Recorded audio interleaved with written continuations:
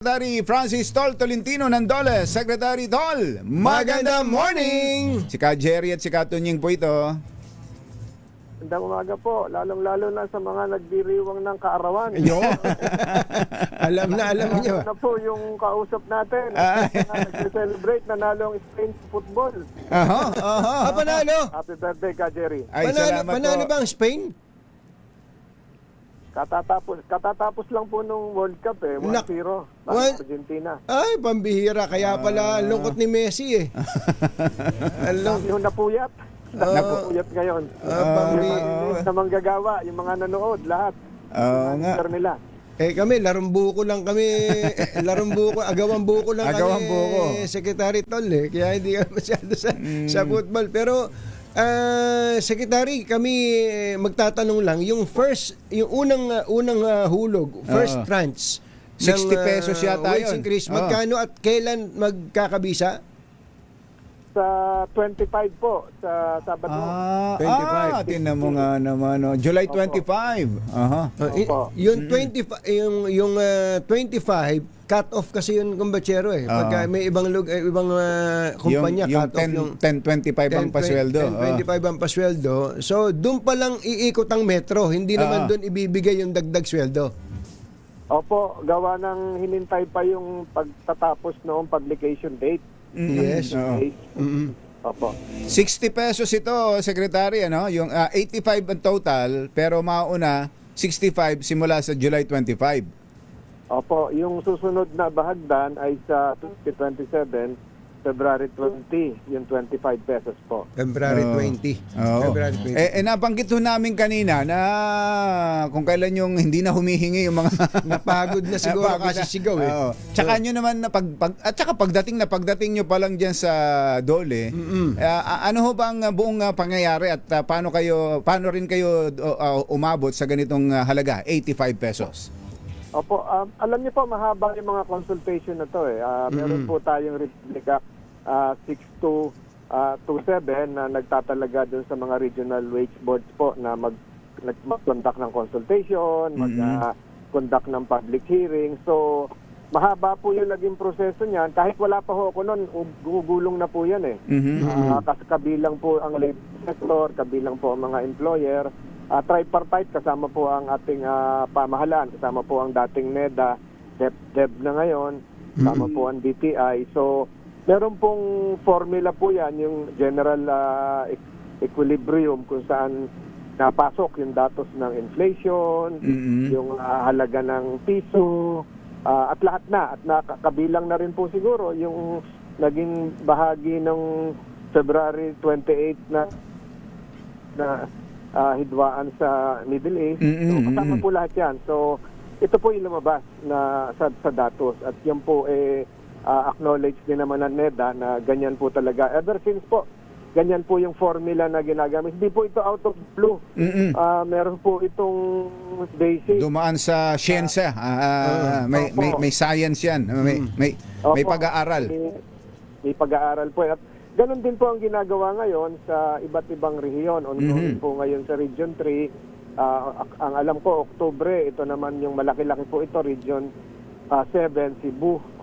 Po yun. At saka yung Region 4A dito po sa Calabarzon. Nako! So, ito ay gumulong. Oo.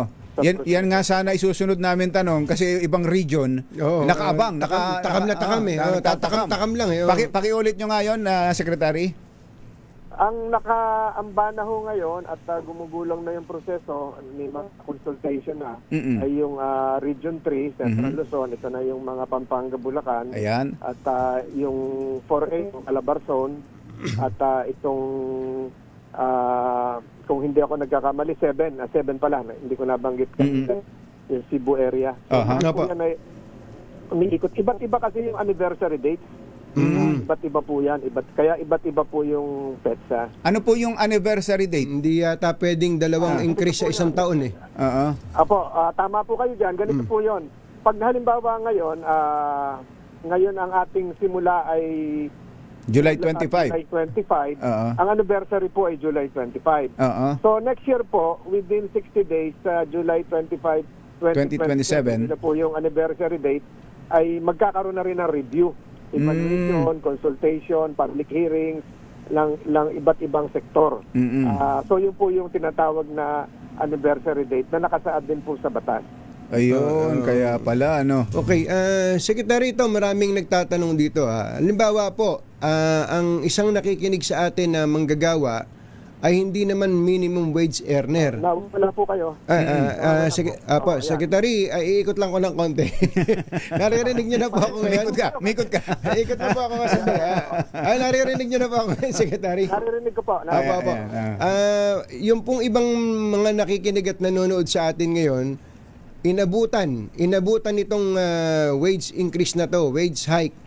Pero hindi naman sila minimum wage earner, pero mas mataas ng konti sa kasalukuyan bago yung increase. Paano po mangyayari sa kanila?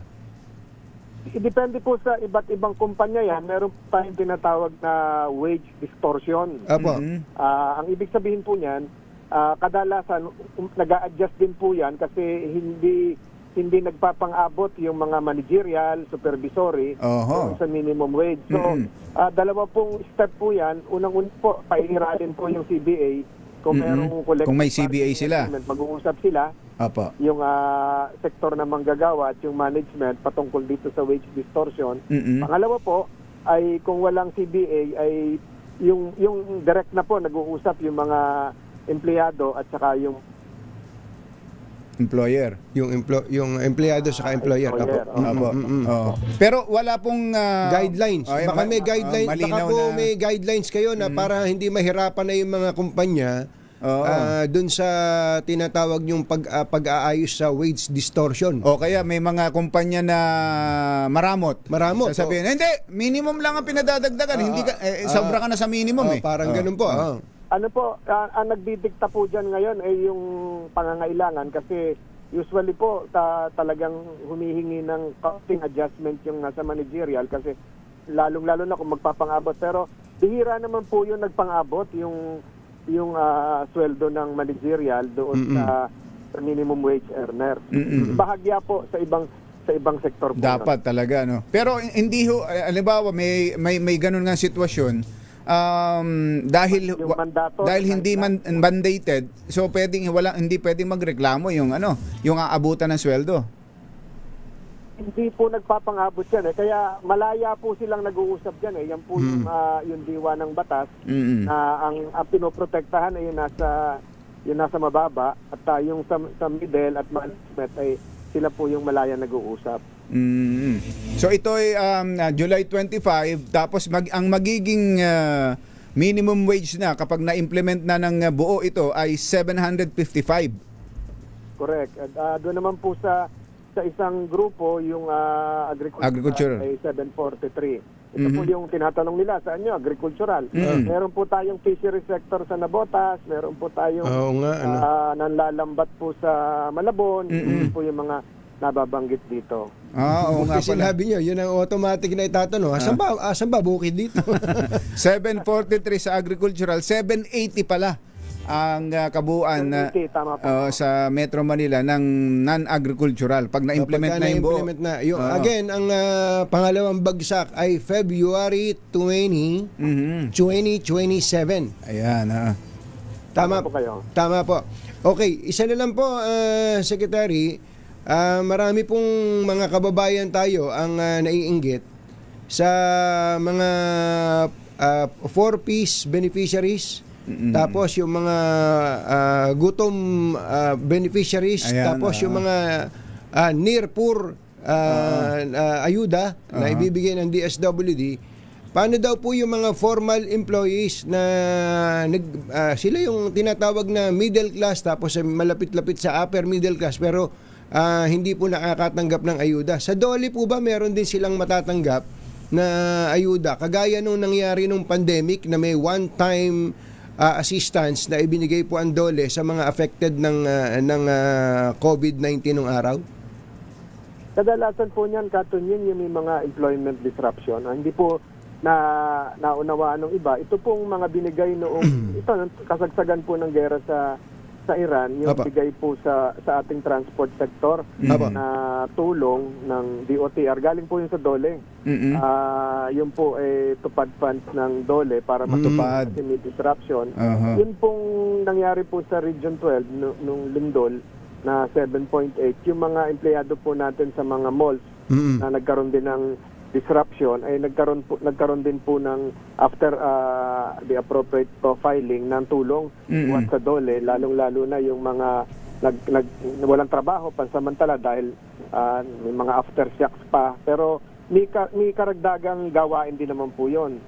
Pinatutulong po sila halimbawa po doon sa mga community kitchen, pinatutulong po sila sa pagkalap ng datos nung iba.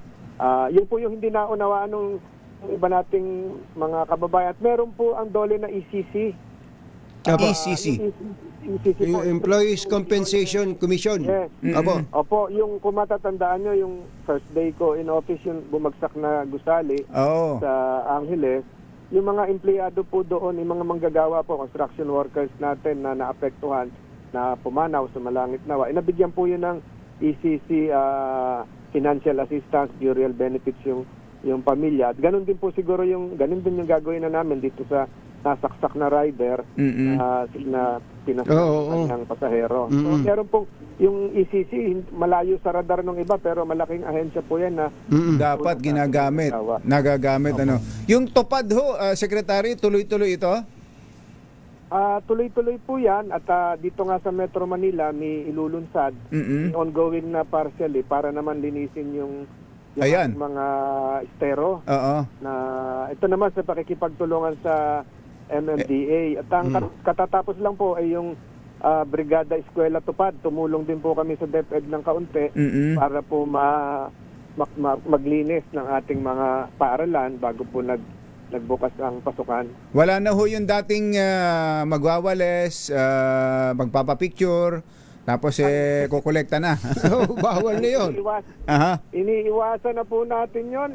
Nung kamakalawang linggo nga, nagkasunog sa palengke sa Batak, sa Ilocos. Oo. Sabi ko, yung mga nagsarang mga stall, sigurado meron, magkaroon din ng kaunting tulog. Meron po kasing DOLE Livelihood Assistance Program, yung DILIP. Parang gano'n na rin po yun, yung pantawid po sa mga naghahanap buhay. Kayo po mismo ang DOLE mismo ang kumukuha ng mga taong mga beneficiaries ng tupad na may gagawin, may tatrabahuhin talaga. Galing po yan sa baba. Apo. Galing po yan sa baba doon sa mga sektor na gaya po sa transport groups na nangyari po itong sa NCR, yung kasagsagan ng pagtaas ng presyo ng gasolina. Galing Apo. po yan sa mga transport groups at pakikipagtulungan din sa DOTR noong mga panahong yon. Oo. Tama-tama dito ngayong tagulan magagamit ng husto yan yung mga nangangailangan ng trabaho, walang mapasukan, gamitin sila sa tupad program sa paglilinis ng mga estero, Secretary. Opo, pero yung duration nito pinakamatagal 20 araw lang kaya Pantawid talaga. MMDA ay mapili yung mga lugar na talagang karapat-dapat, lalo na yung malapit sa mga esterong bahain na identified na ho nila yan. Sila po ang napili dyan, mga LGU. Tayo po natulong lang. Hindi na po tayo MMDA, ka Jerry. Opo nga Yan na po yun. Oh. Sobrang active ng Department of Labor and Employment. Oo, Nung pagdating nyo, arangkada kagad eh. Mukhang blessing in disguise na wala kayo sa Senado, Senator Tol, kasi ang gulo-gulo sa Senado eh. Oo nga, ano. Nanonood lang po tayo doon at hindi naman tayo makaka-comment at sub judice po lahat yan. Hindi ba kayo hindi niyo ba na-miss yung Senado na habang nanonood kayo na impeachment trial? Hindi nyo ba naisip sana nandyan ako? Sana andyan ako. Meron po akong robe noon kung natandaan nyo, 5 days ko na lang. Pinikot ko na ho.